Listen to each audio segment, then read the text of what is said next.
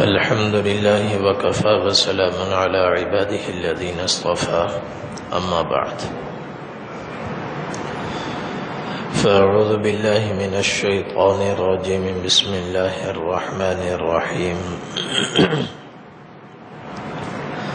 إن الذين فرقوا دينهم وكانوا شيعا لست منهم في شيء إنما أمرهم إلى الله ثم ينبئهم بما كانوا يفعلون من جاء بالحسنة فله 10 أمثالها ومن جاء بالسيئة فلا يجزى إلا مثلها وهم لا يظلمون صدق الله العظيم میرے محترم دوستوں، میرے بھائیوں، یہ سورۃ الانعام کی 2 آیات کریمہ ہیں۔ ایک آیت نمبر 159 اور آیت نمبر 160۔ پہلی آیت کریمہ میں اللہ پاک جل جلالہ عم نوالہ نے دین میں فرقہ بندی کی مذمت فرمائی اور اس کی ممانعت فرمائی کہ جو لوگ دین میں فرقہ بندی کرتے ہیں، فرقہ واریت اختیار کرتے ہیں اور دین کے معاملے میں الگ الگ راستوں پر چلتے ہیں اور گروہ در گروہ بن جاتے ہیں، نبی کریم صلی اللہ علیہ وسلم کو اللہ تعالی مخاطب کر کے فرماتے ہیں آپ کا ایسوں سے کوئی تعلق نہیں ہے، نہ آپ کا ان سے تعلق اور نہ ان کا آپ سے تعلق۔ اور جن لوگوں سے نبی کریم صلی اللہ علیہ وسلم کا کوئی تعلق نہ ہو تو وہ دنیا میں بھی خائب اور خاسر، ناکام، اور آخرت میں بھی وہ لوگ ہلاک شدہ، تباہ شدہ، دنیا میں بھی ناکام، آخرت میں بھی ناکام۔ ارشاد فرمایا ان الذین فرقوا دینہم، کہ جو لوگ دین میں فرقوں کی بنیاد ڈالتے ہیں، فرقہ بندی کرتے ہیں، وَكَانُوا شِيَعًا، اور گروہ در گروہ بن جاتے ہیں، الگ الگ گروہ بن جاتے ہیں، لَسْتَ مِنْهُمْ فِي شَيْءٍ، آپ کا ان سے کوئی تعلق نہیں، نہ ان کا آپ سے تعلق، نہ آپ کا ان سے تعلق۔ انما امرهم الى اللہ، ان کا معاملہ اللہ کے سپرد ہے۔ ثم ينبئهم بما كانوا يعملون، پھر ایک دن آنے والا ہے اللہ تعالیٰ ہر ایک کو اس کے عمل کی خبر دے گا، ہر ایک کو بتائے گا تم کیا کر کے آئے ہو، تم کیا کر کے آئے ہو، ہر ایک کو بتایا جائے گا۔ تو اس آیت میں اللہ تعالیٰ فرما رہے ہیں جو لوگ دین میں فرقہ واریت اختیار کرتے ہیں اس کا پیغمبر صلی اللہ علیہ وسلم سے کوئی تعلق نہیں ہے۔ اب یہ فرقہ واریت ہے کیا چیز؟ فرقہ واریت ہے کیا چیز؟ فرقہ بندی ہے کیا چیز؟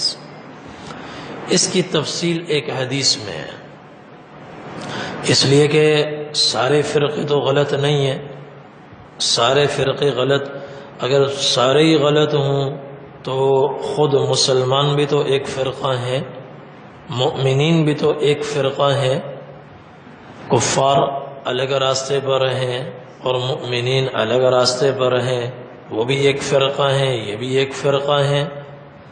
تو فرقہ واریت کیا چیز ہے؟ جو حقائق سے انحراف کرے. اہل ایمان حق کے راستے پر ہے. دنیا میں معبود برحق ایک ہی ہے، نفع کی مالک ذات ایک ہی ہے، نقصان پہنچانے والی ایک ہی ہے. یہ بات طے شدہ ہے، دو نہیں ہے، تین نہیں ہے. جو آدمی دو کہے، تین کہے، اس نے حقیقت کے خلاف ایک بات کہی. تو جو لوگ حقیقت پر جمے ہوئے ہیں، حقائق پر جمے ہوئے ہیں، یہ تو ہیں اہل حق. اور جو حقائق سے انحراف کرتے ہیں وہ باطل ہیں. آپ کا ان سے کوئی تعلق نہیں. جو حقائق پر پختہ ہیں اور اپنی اصل بنیاد پر کھڑے ہوئے ہیں، اصل بنیاد قرآن و سنت ہے، جو اس پر کھڑے ہوئے ہیں وہ آپ کے ہیں، آپ ان کے ہیں. وہ آپ کے ہیں، آپ ان کے ہیں. جو قرآن و سنت سے ہٹ کر زندگی گزار رہے ہیں ان کا آپ سے تعلق نہیں، آپ کا ان سے تعلق نہیں. اب اس کی مزید وضاحت ایک حدیث سے ہوگی. جب میں حدیث آپ کے سامنے پڑھوں گا تو اس سے آپ کو پتہ چلے گا کہ فرقہ واریت ہے کیا چیز. نبی کریم صلی اللہ علیہ وسلم نے ارشاد فرمایا، آپ صلی اللہ علیہ وسلم نے فرمایا لَيَأْتِيَنَّ عَلَى أُمَّتِي مَا أَتَى بَنِي اسرائیل، کہ جو کچھ بنی اسرائیل کے ساتھ ہوا وہ سب کچھ اس امت کے ساتھ بھی ہونے والا ہے. جو حالات بنی اسرائیل پر آئے وہ تمام حالات اس امت پر بھی آنے والے ہیں. پھر آپ نے فرمایا حذو النعل بالنعل، ہو بہو تمام حالات بنی اسرائیل والے اس امت میں بھی ہوں گے. جیسے جوتا جوتے کے برابر ہوتا ہے، دو پیروں میں بال برابر بھی فرق آئے تو پاؤں اس کو گوارا نہیں کرتا، پاؤں کہتا ہے کہ گڑبڑ ہے. برابر جوتا جوتے کے برابر ہوتا ہے. ایسے ہی تمام حالات جو بنی اسرائیل پر آئے وہ اس امت پر بھی آئیں گے. اردو میں جب دو چیزیں بالکل ایک جیسی ہوں تو اس کے لیے لفظ استعمال ہوتا ہے کہ یہ من وعن ایک چیز ہے، یہ بالکل اس کی طرح بالکل کا لفظ آتا ہے یا ہو بہو کا لفظ آتا ہے.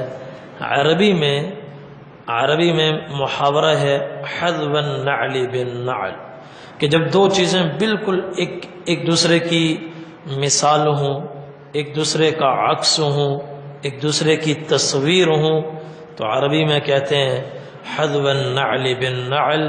یہ بالکل ایسے ہیں جیسے جوتا جوتے کے برابر. پھر نبی کریم صلی اللہ علیہ وسلم نے ایک فرضی بات ارشاد فرمائی بتانے کے لیے، وضاحت کرنے کے لیے. فرمایا حتی ان کان منہم لو اتا امہ علانیۃ لکانت فی امتی من یصنع ذلک، کہ اگر فرض کرو بنی اسرائیل میں اگر کسی آدمی نے دن دہاڑے علی الاعلان ببانگ دہل بھرے مجمع میں معاذ اللہ العیاذ باللہ اپنی والدہ کے ساتھ، سگی ماں کے ساتھ بدکاری کی ہوگی تو یہ واقعہ اس امت میں بھی ہو کر رہے گا. بنی اسرائیل نے جھوٹ بولا تو جھوٹ یہاں بھی نظر آئے گا. بنی اسرائیل نے سود کھایا تو سود خوری یہاں بھی نظر آئے گی. جو گناہ بنی اسرائیل میں تمہیں ملیں گے وہ سارے کے سارے گناہ ادھر بھی ملیں گے. بنی اسرائیل میں جو لوگ تورات سے ہٹے اور گندی دلدل میں دھنس گئے اور گہری کھائیوں میں گر گئے، ایسے ہی اس امت میں جب لوگ قرآن کو چھوڑیں گے، حدیث کو چھوڑیں گے، انہی گہری کھائیوں میں گریں گے اور انہی گٹروں کا پانی پئیں گے جن گٹروں کا پانی، ابلتے ہوئے گٹروں کا پانی بنی اسرائیل نے پیا ہوگا. یہ نبی کریم صلی اللہ علیہ وسلم نے ایک بات ارشاد فرمائی. پھر مزید ایک بات فرمائی. فرمایا یہ امت بنی اسرائیل سے ایک قدم آگے چلے گی. ایک قدم آگے، جتنے گناہ وہاں تھے اس سے کچھ زیادہ یہاں نظر آئیں گے۔ پھر فرمایا کیسے؟ تفرقت بنی اسرائیل علی 72 ملۃ کلہم فی النار، کہ بنی اسرائیل کے 72 فرقے ہوئے۔ جب وہ تورات سے ہٹے، تورات سے کٹے، تو ان کے 72 فرقے ہوئے۔ وَتَفْتَرِقُ أُمَّتِي عَلَى 73 مِلَّةً، اور یہ امت جب قرآن سے کٹے گی، ہٹے گی، تو ان کے 73 فرقے ہوں گے، ان کے 72 اور ان کے 73، ایک قدم آگے۔ کلہم فی النار الا واحدہ، 72 جہنم میں جائیں گے، ایک فرقہ جنت میں جائے گا۔ اور فرقے کا لفظ چونکہ ہمارے محاورے میں اچھا نہیں سمجھا جاتا، اس لیے میں ایک کے لیے طبقے کا لفظ استعمال کرتا ہوں۔ 72 فرقے جہنم میں اور ایک طبقہ جنت میں۔ کلہم فی النار الا واحدہ، 73 فرقے ہوں گے، ایک طبقہ، ایک جماعت جنت میں جائے گی، باقی سارے کے سارے جہنم میں۔ قالوا من ہی یا رسول اللہ، صحابہ نے عرض کیا اللہ کے رسول وہ ایک کون سا ہوگا؟ یہ نہیں پوچھا وہ 72 کون سے ہوں گے، 72 کون سے ہوں گے، اس لیے کہ ان کی تفصیلات زیادہ ہیں۔ اب کس کس کو یاد رکھیں، کس کس علامت کو ذہن میں بٹھائیں؟ تو ایک جو کھرا فرقہ ہے، طبقہ ہے، اسی کی علامت معلوم ہو جائے، اس کی شناخت آپ ہمیں کروا دیں، تاکہ ہم اس بھرے مجمع میں اس ایک کو ڈھونڈ لیں اور اس کے پیچھے چلیں۔ وہ ایک کون سا ہے جو جنت میں جائے گا؟ نبی کریم صلی اللہ علیہ وسلم نے فرمایا ما انا علیہ و اصحابی، یہ وہ طبقہ ہوگا جو میرے اور میرے صحابہ کے طریقے پر ہوگا، جو میرے اور میرے صحابہ کے طریقے پر ہوگا۔ یہ ایک طبقہ جنتی ہے۔ اب یہ جو لفظ ہے ما انا علیہ و اصحابی، جو میرے اور میرے صحابہ کے طریقے پر ہوگا، یہ جنتی ہے۔ اس کو اگر کھولا جائے تو اس کی تفصیل میں یہ بات سامنے آتی ہے۔ خلاصہ اس کا نکلتا ہے جو قرآن پر عمل پیرا ہوگا اور میری سنت کو جس نے مضبوطی سے تھاما ہوگا وہ جنتی ہے۔ اب قرآن و سنت پر عمل کرنے والا، میرے اور میرے صحابہ کے طریقے پر عمل کرنے والا، الفاظ مختلف ہیں، حقیقت دونوں کی ایک ہی ہے، حقیقت دونوں کی ایک ہے۔ ان دونوں میں آسان جواب یہ ہے کہ کتاب اللہ سنت رسول اللہ۔ آسان جواب جو ہر ایک کو سمجھ میں آ جائے، آسان یہ تھا کہ آپ صلی اللہ علیہ وسلم یہ فرماتے کہ وہ ایک کون سا ہوگا جو قرآن پر عمل کرتا ہوگا، حدیث کو سامنے رکھ کر زندگی گزارتا ہوگا، قرآن و سنت پر عمل کرنے والا۔ مگر آپ صلی اللہ علیہ وسلم نے یہ لفظ نہیں فرمایا، بلکہ کیا فرمایا کہ ما انا علیہ و اصحابی۔ مفہوم وہی ہے مگر تعبیر قرآن و سنت سے نہیں ہے، تعبیر اس سے ہے جو میرے اور میرے صحابہ کے طریقے پر ہوگا۔ اس سے اس طرف اشارہ ہے کہ بعض فرقے آنے والے زمانوں میں ایسے بھی آئیں گے جو نام قرآن کا لیں گے، نام حدیث کا لیں گے، اور اس کی تفسیر، اس کا معنی بیان کرنے میں من مانی کریں گے، ایسا غلط معنی بیان کریں گے، ایسی غلط تعویلات کریں گے جو صحابہ سے منقول نہیں ہوں گے۔ قرآن اور حدیث کو سمجھنے کے لیے صحابہ کرام اور ان کے طریقے کو نظر انداز نہیں کیا جا سکتا۔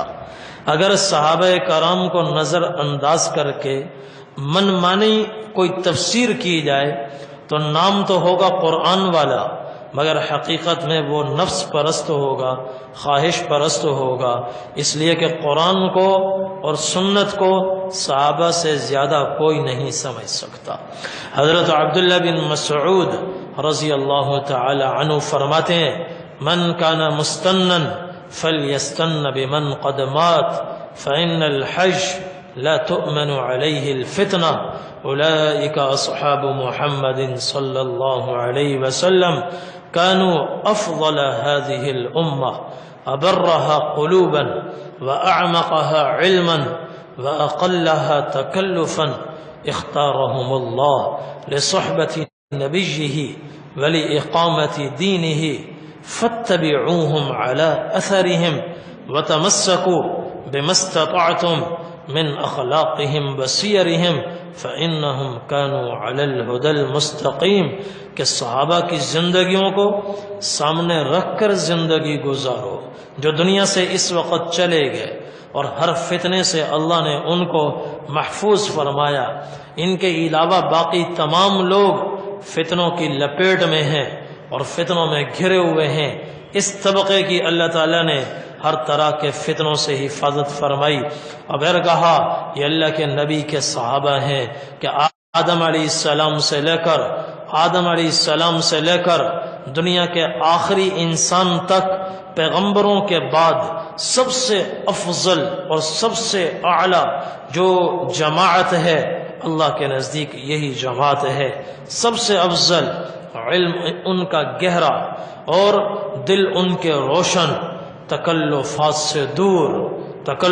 سے دور، اور یہی وہ لوگ ہیں جن کو اللہ تعالیٰ نے سب سے پہلے دین کی نشر و اشاعت کے لیے منتخب فرمایا، اپنے دین کی اقامت دین کے لیے جن کو منتخب فرمایا۔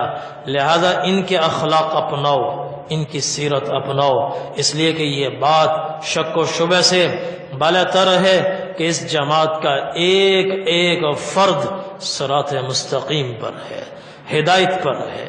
اس لیے نبی کریم صلی اللہ علیہ وسلم نے فرمایا ما انا علیہ و اصحابی، وہ جماعت جنت میں جائے گی جو میرے اور میرے صحابہ کے طریقے پر ہوگی۔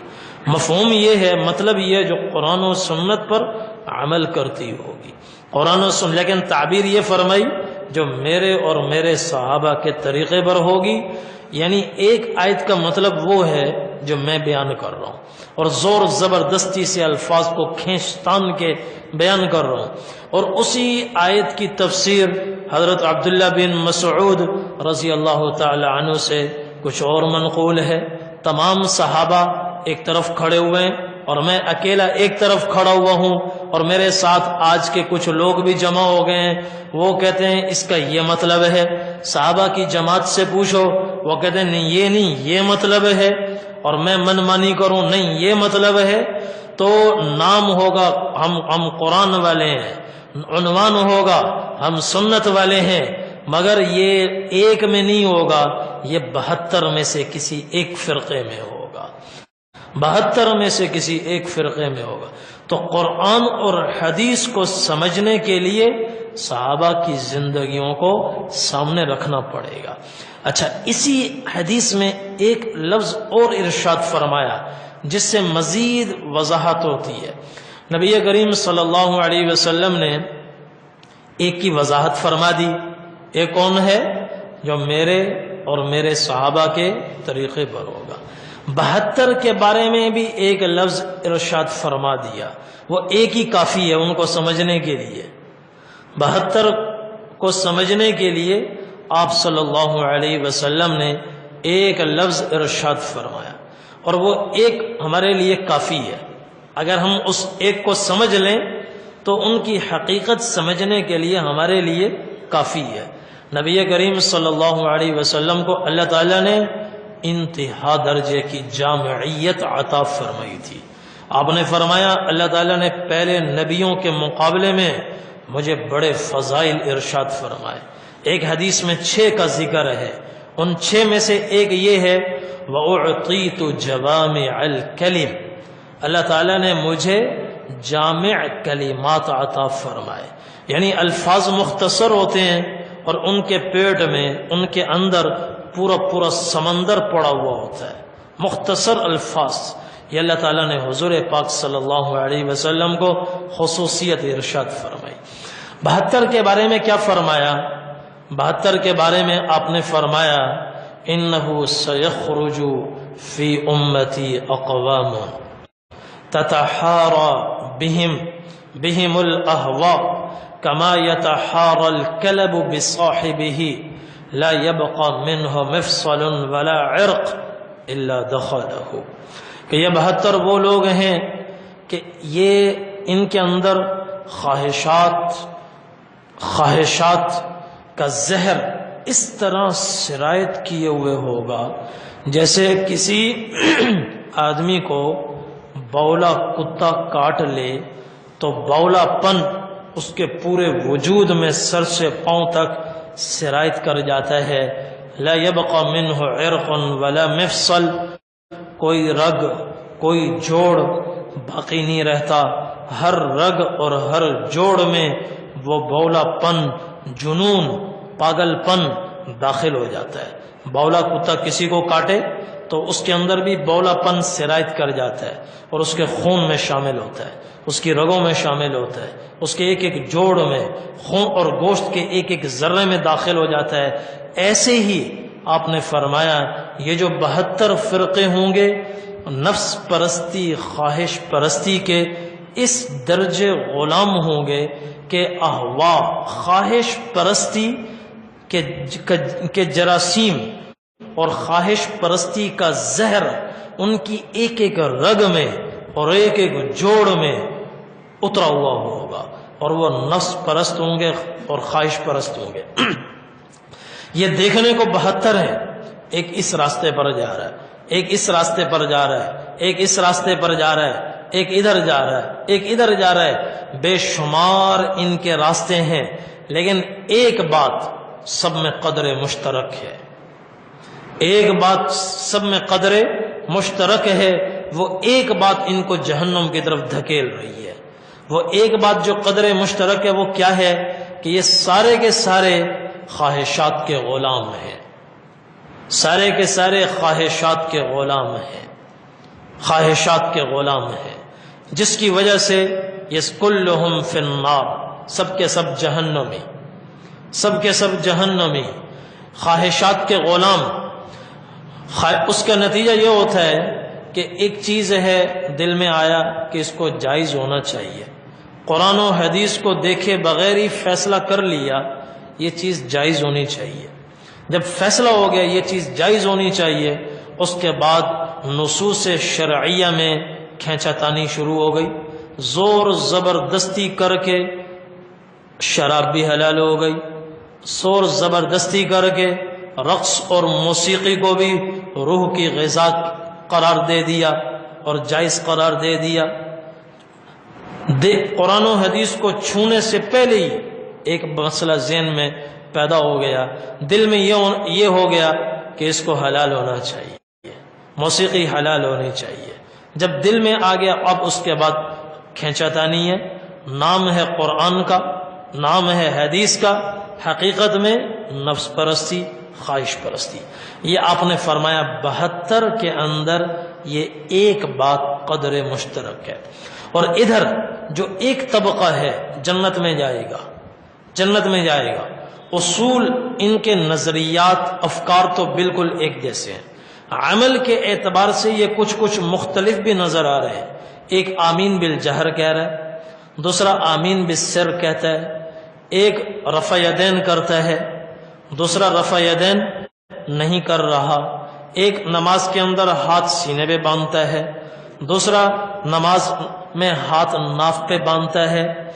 اور ان میں سے جتنے بھی لوگ ہیں نفس پرست نہیں ہیں، خواہش پرست نہیں ہیں، مسئلہ پہلے سے طے کیے بغیر خالی الذہن ہو کر قرآن و حدیث کو انہوں نے سامنے رکھا. آمین بالجہر کے دلائل سامنے آئے، آمین بالسر کے بھی دلائل سامنے آئے، تو نفس پرستی مقصود نہیں ہے. غیر جانبدار ہو کر حق کا متلاشی بن کر غور کیا ان دونوں میں زیادہ راجح کون سا ہے. جدھر رجحان ہوا اس پر عمل کیا۔ ادھر بھی حدیث ہے، ادھر بھی حدیث ہے، تو یہ راستے ان کے مختلف ہیں، اس کے باوجود ان کے اندر قدر مشترک ایک بات ہے جس کی وجہ سے یہ بکھرے ہوئے بھی جمع ہے، ایک بنے ہوئے ہیں، ایک سے الگ نہیں ہو رہے۔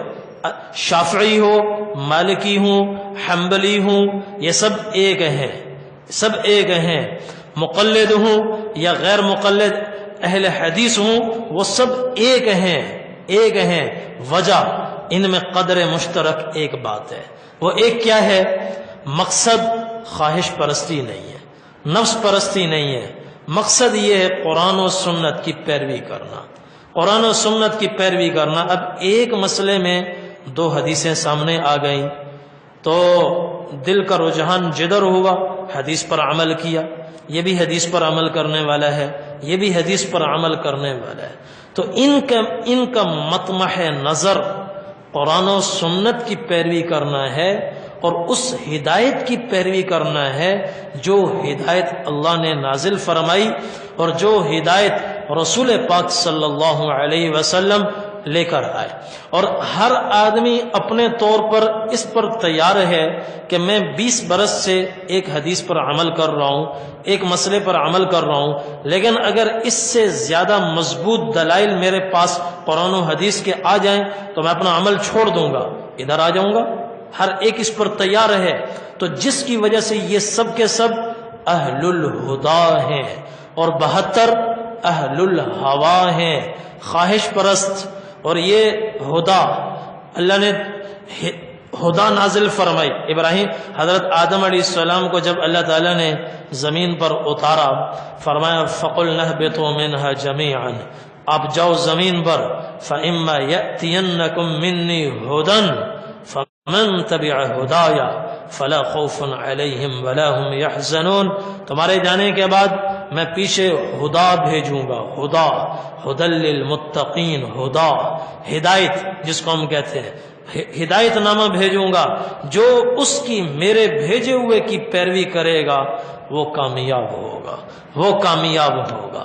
تو آپ صلی اللہ علیہ وسلم نے فرمایا جو قرآن و سنت پر عمل کرنے والا ہوگا اور قرآن و سنت کی صحیح تعبیر اور تفسیر منتخب کرنے میں میرے اور میرے صحابہ کے طریقے کو سامنے رکھے گا اور ان کی معاونت سے اور ان کے طریقوں کو سامنے رکھ کر، اقوال افعال کو سامنے رکھ کر اور ان کی تشریحات کو سامنے رکھ کر قرآن و سنت کے مطابق عمل کرے گا تو یہ ہوگا جنتی، یہ ہوگا جنتی۔ اور جو ان سے کٹے گا، قرآن سے بھی کٹے گا اور حدیث سے بھی کٹے گا اور صحابہ سے بھی کٹ جائے گا، پھر صحابہ سے کٹ کر زور زبردستی کچھ بھی کر کے اپنا نام اہل القرآن رکھ لے یا اپنا نام اہل السنہ رکھ لے اور صحابہ کو نہ مانے، صحابہ کے طریقوں کو نظر انداز کر دے تو یہ 72 میں شامل ہوگا، 72 میں شامل ہوگا۔ تو نبی کریم صلی اللہ علیہ وسلم نے 72 والوں کی بھی نشانی بیان فرمائی اور ایک کی بھی نشانی بیان فرمائی کہ وہ ایک وہ ہوں گے جو میرے اور میرے صحابہ کے طریقے پر ہوں گے اور اس پر عمل کرتے ہوں گے، اور 72 وہ ہوں گے جو حقیقت میں نفس پرست ہوں گے، خواہش پرست ہوں گے۔ اور چونکہ ہر آدمی کی خواہشات مختلف ہیں اس لیے ان کے راستے بھی الگ الگ ہوں گے، بے شمار راستے نکلیں گے۔ تو اللہ تعالیٰ اس آیت میں قرآن و سنت سے کٹنے کی مذمت بیان فرما رہے ہیں، صحابہ کے طریقوں سے ہٹ کر زندگی گزارنے کی مذمت بیان فرما رہے ہیں۔ نبی کریم صلی اللہ علیہ وسلم کے اقوال، افعال اور تقریر سے ہٹ کر زندگی گزارنے کی مذمت بیان فرما رہے ہیں، اور پیغمبر اور صحابہ، قرآن اور سنت سے ہٹنے کو اللہ تعالیٰ نے فرقہ واریت کا نام دیا ہے۔ فرقہ واریت کیا ہے؟ قرآن سے ہٹنا۔ فرقہ واریت کیا ہے؟ سنت سے ہٹ جانا۔ فرقہ واریت کیا ہے؟ صحابہ کو معیار ایمان نہ سمجھنا۔ اللہ تعالیٰ نے ان کو ایمان کا معیار بنایا ہے۔ فَإِنْ آمنوا بمثل ما آمنتم به فقد اهتدوا، اگر تم اس طرح ایمان لاؤ، آنے والے لوگ اس طرح ایمان لائیں جیسے میرے صحابہ تم ایمان لائے ہو، تو وہ بھی پھر ہدایت پر ہو جائیں گے۔ تو یہ معیار ایمان ہے، قرآن کی یہ آیت ہے، کوئی اس پر پردہ نہیں ڈال سکتا، کوئی اس آیت کا انکار نہیں کر سکتا۔ تو فرقہ واریت صحابہ کے طریقے سے ہٹنے کا نام ہے، قرآن سے ہٹنے کا نام ہے، سنت رسول اللہ صلی اللہ علیہ وسلم سے ہٹنے کا نام ہے، اور نبی کریم صلی اللہ علیہ وسلم کو اسوہ اور نمونہ نہ بنانے کا نام فرقہ واریت ہے۔ اور اللہ تعالیٰ ایسے فرقہ واریت کی بنیاد رکھنے والے یا اس فرقہ واریت کا حصہ بننے والوں کے لیے اللہ تعالیٰ فرما رہے ہیں لست منہم فی شیء، لست منہم فی شیء، آپ کا ان سے کوئی تعلق نہیں ہے، آپ کا ان سے کوئی تعلق نہیں ہے، نہ آپ کا ان سے تعلق ہے نہ ان کا آپ سے تعلق ہے۔ آپ کا کن سے تعلق ہے؟ آپ کن کی سفارش فرمائیں گے اور کون آپ کے ہیں؟ آپ کے کون ہیں؟ ان اولیاؤہ الا المتقون، اللہ کے دوست کون ہیں؟ متقی لوگ۔ اور آپ نبی کریم صلی اللہ علیہ وسلم کے کون ہیں؟ جو قرآن پر عمل کریں، حدیث پر عمل کریں، سنت کے مطابق زندگی گزاریں۔ حضرات صحابہ کرام رضوان اللہ تعالی علیہم اجمعین کے طریقوں کو سامنے رکھ کر زندگی گزاریں۔ آگے اللہ تعالیٰ فرماتے ہیں انما امرہم الی اللہ، دنیا میں تو سارے چل رہے ہیں، اچھائی کرنے والے بھی ہیں، برائی کرنے والے بھی ہیں، نہ ان کی کمی نہ ان کی کمی، اور نیکی کرنے والوں کے لیے آسمان سے دودھ کی بارش نہیں ہوتی، اور برائی کرنے والوں پر کوڑے نہیں برستے۔ دنیا میں تو سارے ہی چل رہے ہیں۔ انما امرہم الی اللہ، ان کا معاملہ قیامت کے دن اللہ کے سپرد ہوگا۔ ثم ینبئہم بما کانوا یعملون، پھر اللہ تعالیٰ ان کو بتائیں گے تم کیا کر کے آئے ہو۔ اس کا فیصلہ آخرت میں ہونے والا ہے، اور انشاءاللہ اسی آیت کو اگلے درس میں پھر عرض کروں گا۔ یہ آیت نمبر 159 کا ہی درس ہوا ہے، آیت نمبر 160 باقی ہے، انشاءاللہ اس کا بیان آئندہ ہفتے میں ہوگا۔ اللہ تعالیٰ ہم سب کو توفیق عمل نصیب فرمائے۔ وآخر دعوانا الحمدللہ رب العالمین۔ اللهم لك الحمد كما أنت أهله، فصل على محمد كما أنت أهله، وافعل بنا ما أنت أهله، فإنك أنت أهل التقوى وأهل المغفرة۔ اللهم وفقنا لما تحب وترضى، واجعل آخرتنا خيرا من الأولى، اللهم اجعل همومي هم الآخرة، اللهم اجعل نيتي نية الآخرة، اللهم لا تجعل الدنيا أكبر همنا ولا مبلغ علمنا ولا غاية رغبتنا، ولا تسلط علينا من لا يرحمنا، اللهم أرنا الحق حقا وارزقنا اتباعه، وأرنا الباطل باطلا وارزقنا اجتنابه، وصلى الله تعالى على خير خلقه محمد وعلى آله وأصحابه وآل بيته أجمعين برحمتك يا رب۔